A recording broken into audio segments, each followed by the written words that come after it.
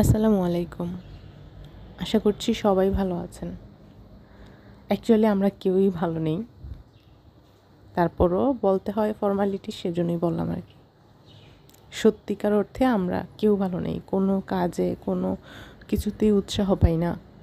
Even খাওয়া দাওয়া করতে হয় যে সেটা জাস্ট বেঁচে থাকার জন্য যতটুকু প্রয়োজন ততটুকু, কোনো কিছুতেই আগ্রহ হয় না। দেশের এই অবস্থায় আমরা যারা দেশে আছি, ইভেন দেশের বাইরেও যারা বসবাস করে সংসার ফ্যামিলি নিয়ে, তারাও কিন্তু আমাদের মাতৃভূমির জন্য আতঙ্কে থাকে, আমাদের সন্তানদের জন্য আতঙ্কে থাকে। দেশের এমন অবস্থায় আসলে কোনো কিছুতেই মানুষ আগ্রহ পায় না। আমাদের অবস্থাও তাই। আর মোবাইল টিভি যেটাতেই ঢুকি না কেন মনে হয় যে চোখে পানি আসেই। কালকে নিউজ দেখতেছিলাম, নিউজগুলো দেখে আমার মানে আমি একটু কিছু কিছু বিষয় না ইমোশনাল বেশি, যেমন আমার ভাইদের বিষয়ে আমি ইমোশনাল, আমি আমার সন্তানের বিষয়ে ইমোশনাল। ইভেন আমার সন্তান হওয়ার পর থেকে সন্তানের প্রতি বাবা মায়ের আদর ভালোবাসা ফিলিংসের ব্যাপারে বেশি ইমোশনাল আমি। মানে কোনো কিছু দেখলে, এটা অন্য যে কারোই হোক, কারো সন্তানের বিষয়ে কোনো কিছু দেখলে চোখে অটোমেটিকলি পানি চলে আসে। তো এই নিউজ যখন কালকে টিভিতে দেখতেছিলাম, তখন মানে আমার কেন জানি কান্না চলে আসছিল। তো আয়াস আমার পাশেই ছিল, সে আমাকে বলতেছে, মা তুমি কান্না করো কেন? আমি বললাম যে বাবা দেখো না, ওই যে ভাইয়াগুলোকে কীভাবে মারছে, ভাইয়াগুলো মারা গেছে। তো ওর বাবা আবার ওকে জিজ্ঞেস করতেছিল, তুমি মিছিলে যাবে? হ্যাঁ, তো ও বলতেছিল হ্যাঁ আমি মিছিলে যাব। তো বাচ্চা মানুষ বুঝে না, এমনিতেই ভাবতেছি মিছিল মনে হয় কত আনন্দের জিনিস। কিন্তু সত্যি বলছি, আমি এটা ফিল করি সেই প্রথম দিন থেকেই। 18 তারিখ যে ঢাকা ইউনিভার্সিটির পোলাপানের উপরে অত্যাচার হলো, তারপর থেকে আমি এটা মনে প্রাণে ফিল করি যে আমার বাচ্চাটা যদি মানে স্কুল কলেজে পড়ুয়া, স্কুল না কলেজ বা ভার্সিটিতে পড়ুয়াও থাকতো, তাইলে আমি তাকে বাধা দিতাম না, আমি আরও উৎসাহ দিতাম যে যাও, অন্য 8-10টা মায়ের সন্তানদের সাথে তুমিও যাও, রাস্তায় অধিকার আদায়ের জন্য কথা বলো। আমিও যেতাম। আসলে না মানে এখন ফিল করি যে ওই যে 71 সনে যে মায়েরা নিজেদের সন্তানকে যুদ্ধে পাঠিয়ে দিয়েছিল, তা আগে ভাবতাম যে কিভাবে পারতো এটা নিজের সন্তানকে এভাবে দিয়ে যুদ্ধে পাঠিয়ে দেয়। কিন্তু এখন এটা বুঝি যে আসলে স্বাধীনতার চেতনাটা এতই গভীর যে স্বাধীনতা পাওয়ার জন্যে নিজের সন্তানকেও রাস্তায় নামিয়ে দেওয়া যায়, যে যাও প্রতিবাদ করো, যুদ্ধ করো।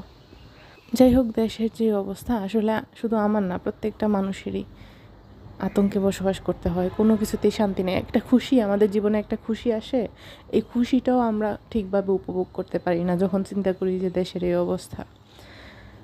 তার মধ্যেও কিছু মানুষ আছে যাদের দিন ঠিকই আবার চলে যাচ্ছে, এত হিসাব নিকাশ করতেছে না।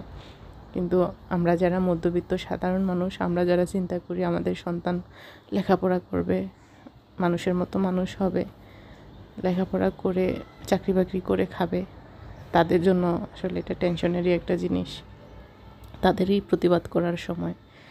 আর যারা চিন্তা করে যে না আমাদের বাচ্চারা, যে আমরা এখন ইউটিউবিং করে ডলার কামাচ্ছি, আমাদের বাচ্চারাও এরকম ফ্যামিলি ড্রামা দেখিয়ে ডলার কামাবে, শিক্ষিত হওয়ার দরকার নাই, চাকরি বাকরির দরকার নাই, তারা দিব্যি আবার ঠিকই তাদের ফ্যামিলির ড্রামা নিয়ে ব্লগ করছে, ওদের ব্যাপার আলাদা। কিন্তু আমাদের মতো সাধারণ মানুষ যারা চিন্তা করি বাচ্চা কাচ্চা পড়াশোনা করবে, চাকরি বাকরি করবে, জীবনযাপন করবে, তাদের জন্য আসলে এই সময়টা খুবই কষ্টের হয়ে যাচ্ছে। স্কুল বন্ধ, সব কিছু বন্ধ, পড়াশোনা তো আর বাচ্চাদের তো আর বাসায় বসে ওই রকম পড়াশোনা হয় না যদি স্কুল বন্ধ থাকে। সব মিলিয়ে যে দেশটা কবে আমাদের শান্ত হবে, আমাদের সব কিছু কবে ঠিক হবে আল্লাহ জানে। বললাম না, ওই যে কোনো খুশির জিনিসও মন থেকে উপভোগ করতে পারি না। মনে হয় যে না, এই সময়টাতে উপভোগ করার সময় না, এই সময়টা এত খুশি হওয়ারও সময় না। তো এই হচ্ছে অবস্থা। যাই হোক, কী বলবো আর। আর আপনারা হয়তো দেখতে পাচ্ছেন রান্না করতেছি, এটা হচ্ছে গত 2-3 দিন ধরে তো বৃষ্টি হচ্ছে একটানা, সেই জন্য রান্না করতেছি।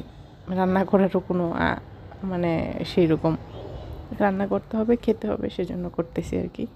খিচুড়ি, সবজি খিচুড়ি।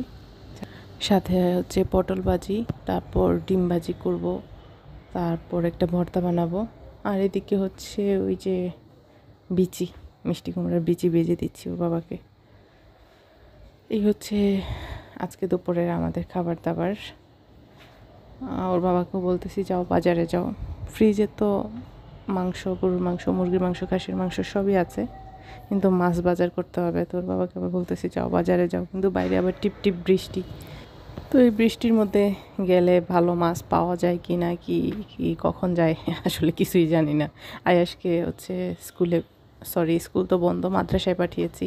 ভাগ্য ভালো, ওকে মাদ্রাসায় ভর্তি করেছিলাম বাসার পাশে, নয়তো এই বছরটা পুরাই হচ্ছে কিছুদিন গরমের জন্য স্কুল বন্ধ ছিল। এখন দেশের এই অবস্থার জন্য স্কুল বন্ধ, কি যে একটা বাজে অবস্থা হয়ে যাইতো। তো মাদ্রাসাটা ভর্তি করার কারণে দেখা যায় ছোট্ট একটা মাদ্রাসা, তো এটা তত ইফেক্ট পড়ে না দেশের ওই পরিবেশের কারণে। তো এই জন্য এটা খোলা রাখে আর কি। তো ওইটাতে যে এসে অন্তত ব্যস্ত থাকতে পারে, নয়তো অবস্থা আরও খারাপ হয়ে যেত। তো এখন হচ্ছে ও মাদ্রাসায় আছে। আর এখন আমার খিচুড়ি রান্না শেষ, তারপর হচ্ছে পটল ভাজি শেষ। আমি হচ্ছে বেগুন ভেজে নিয়েছি, আজকে বেগুন ভেজে তারপর এটার ভর্তা করব। এইভাবে ভর্তা করলে খেতে মজা লাগে।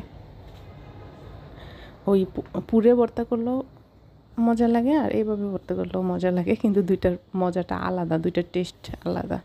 তো আমার বাসায় আবার শুকনা মরিচ ছিল না, তো আমি আবার ওই যে কাঁচামরিচের সাথে লাল মরিচ আসে যায়, তো ওইটা আবার একটু শুকিয়ে রেখে দিয়েছিলাম। তো ওইটা দিয়ে আর একটা কাঁচামরিচ দিয়ে অল্প ঝাল দিয়ে ভর্তাটা করব। আর এইভাবে কি যেন বাটনাতে ভর্তা করতে আমার খুবই বিরক্ত লাগে, হাতে ব্যথা পাই। কিন্তু ব্যথা পেলেও একটা সুবিধা আছে যে মরিচ হাতে ধরতে হয় না, তো এই জন্য হাত জ্বলে না আর কি। তো যারা আবার উত্তরবঙ্গে সবসময় এভাবে করে অভ্যস্ত, তাদের জন্য এটা ওয়ান টু এর ব্যাপার, কিন্তু আমরা তো অভ্যস্ত না, এই জন্য আমরা হাতে ব্যথা পাই। আর সিস্টেমও জানি না কীভাবে আসলে সুন্দর করে ধরতে হয়, তো কোনো রকম কাজ চালাই আর কি। তো আমি আবার বাটনাটা দিয়ে হচ্ছে এখন মিক্স করে নিচ্ছি বেগুনটাও, কিন্তু হাতে কষলিয়ে কাজ করলে যেরকম সুন্দর হয়, এই বাটনা দিয়ে আমার কাছে তত একটা সুন্দর করে আমি পারি না। তো এখন চেষ্টা করতেছি এভাবে একটু করে হাত দিয়ে করব আর কি। আর এই বৃষ্টির দিনে হচ্ছে খিচুড়ি, তারপর ভর্তা, তারপর ডিম ভাজি, সাথে ইলিশ মাছ ভাজি হলে তো আরও জমে যায়, কিন্তু আমার বাসায় ইলিশ মাছ নাই। ওই যে বললাম না, মাছ নাই ফ্রিজে তেমন একটা। ওর বাবাকে বলতেছি যাও বাজারে যাও, মাছ নিয়ে আসো, মাছ নিয়ে আসো, কিন্তু ওয়েদারের অবস্থা এইরকম, আর দেশের অবস্থা, মন মানসিকতা সব কিছু মিলিয়ে হচ্ছে কোনো কিছুতেই তাল পাচ্ছে না। শুনতেছি যে রাত থেকে আবার কারফিউ দিতে পারে কি না, কারফিউ দিলে তো আবার অফিস বন্ধ থাকবে, এই একটা অবস্থা। তো যাই হোক, এই যে হাতকে কাজে লাগিয়ে দিলাম, হাতের কাজ কি আর অন্য কিছুতে হয়। তো এখন আমি সুন্দর করে ওই যে বেগুনের যেই উপরের শক্ত আবরণটা আছে ওইটা আলাদা করে নিচ্ছি। তারপর শেষে হচ্ছে সরিষার তেল দিয়েছি এই যে, আর লবণ চেক করে দেখলাম যে আর একটু লবণের দরকার আছে, তারপর লবণ অ্যাড করে এখন ফিনিশিং দিচ্ছি। এখানে সরিষার তেল না দিলেও হয়, যেহেতু আমি তেল দিয়ে ভেজেছি, কিন্তু সরিষার তেল দিলে সুন্দর একটা সরিষার তেল দিলে সুন্দর একটা ভর্তার ফ্লেভার আসে। যে কোনো ভর্তার সাথে কিন্তু সরিষার তেলটা একেবারে লাগেই আর কি। তো সরিষার তেল দিয়ে এটা ফিনিশ করেছি। আর এই যে আমার খিচুড়িও একেবারে হয়ে গেছে, একটু পানিটা শুকাবে, একটু হালকা হালকা পানি আছে। তো এটা কিন্তু আমি ভুনা খিচুড়ি করেছি, পোলার চাল, তারপর ঘি টি দিয়ে একেবারে সুন্দর করে, কিন্তু সাথে সবজি দিয়েছি। আমার বাসায় যেহেতু ওর বাবা সবজিটা পছন্দ করে, এই জন্য সবজি খিচুড়ি পছন্দ করে, তো এই জন্য ভুনা খিচুড়ির মধ্যেও সবজি দিয়ে দিই আর কি। খেতে আমার খারাপ লাগে না, ভালোই লাগে। আর এখন হচ্ছে দুপুরের খাবারের টাইম, আমি ডিমটা বেজে তারপরে হচ্ছে খাবার দিব, কারণ ডিম আগে বেজে রাখি না।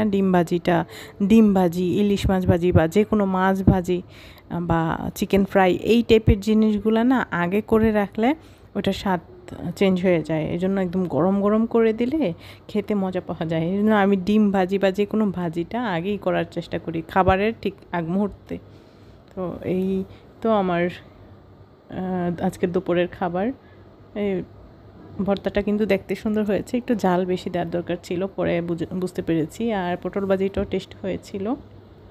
আর ওইদিকে হচ্ছে সকালে নাস্তার জন্যে মুরগির গলা, কলিজা, ঘিলা এগুলো একসাথে ভুনা করেছিলাম, ওইটাও আছে একটু। আর এদিকে তো ডিম ভাজি আছেই। এই দিয়ে হচ্ছে দুপুরের খাবার আমাদের হবে। বৃষ্টির দিন, ওয়েদারটা খুবই হচ্ছে বিরক্তিকর। বৃষ্টি বেশি ভালোবাসা মাঝে মাঝে বিরক্তির কারণ হয়ে যায়, তো এরকম আর কি, বৃষ্টিও মাঝে মাঝে বিরক্তির কারণ হয়ে যায়।